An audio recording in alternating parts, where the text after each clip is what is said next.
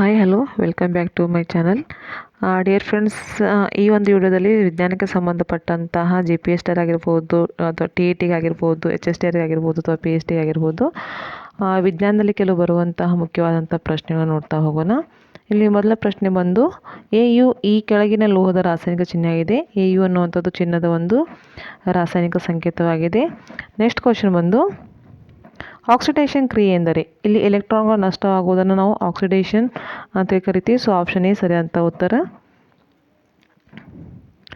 Fe+2 electronic ವಿನ್ಯಾಸ, ಇಲ್ಲಿ option A ಸರಿಯಾದಂಥ ಉತ್ತರ. 1s2 2s2 2p6 3s2 3p6 3d6 ಅಂಥೇಳಿ. 3 ರಿಂದ 12 ಗುಂಪಿನ ಧಾತುಗಳನ್ನು ಸಾಮಾನ್ಯವಾಗಿ ಈ ರೀತಿ ಕರೆಯುತ್ತಾರೆ. ಅದು ಡಿ ಬ್ಲಾಕ್ನ ಎಲಿಮೆಂಟ್ ಅಂತ ಕರಿತೀವಿ ನಾವು. ಲೋಹ ಮತ್ತು ಅಲೋಹಗಳಲ್ಲಿ ಬಂದ್ಬಿಡ್ತವೆ. ಸೊ ನೆಕ್ಸ್ಟ್ ಕ್ವಶನ್ ಬಂದು ಇಂಗಾಲದ ಪರಮಾಣುವಿನಲ್ಲಿ ಜೊತೆಯಾಗದೆ ಇರುವ ಎಲೆಕ್ಟ್ರಾನ್ಗಳ ಸಂಖ್ಯೆ 2. CRನ ಅಣು ವಿನ್ಯಾಸ ಡಿ ಆಪ್ಷನ್ ನೋಡಿ. AR 4s1 3d 5. AG ಈ ರಾಸಾಯನಿಕ ಚಿಹ್ನೆ ಈ ಕೆಳಗಿನ ವಸ್ತುವಿಗೆ ಸಂಬಂಧಿಸಿದೆ. ಇದು AG ಅನ್ನುವಂಥದ್ದು ಬೆಳ್ಳಿಯ ಒಂದು ರಾಸಾಯನಿಕ ಚಿಹ್ನೆ ಆಗಿದೆ. ಸೊ ಆಪ್ಷನ್ ಬಿ ಸರಿಯಾದಂಥ ಉತ್ತರ. ನೆಕ್ಸ್ಟ್ ಕ್ವಶನ್ ಬಂದು ಮೂಲ ವಸ್ತುಗಳ ಗುಣಲಕ್ಷಣ ಮತ್ತು ಸೂತ್ರಗಳನ್ನು ಬಿಂಬಿಸುವ ಆವರ್ತಕ ಕೋಷ್ಟಕವನ್ನು ನೀಡಿದವರು ಮೆಂಡಲಿನ್. ಇವರಿಗೆ ಆವರ್ತಕ ಕೋಷ್ಟಕದ ಪಿತಾಮಹ ಅಂತ ಕೂಡ ಕರೀತಾರೆ.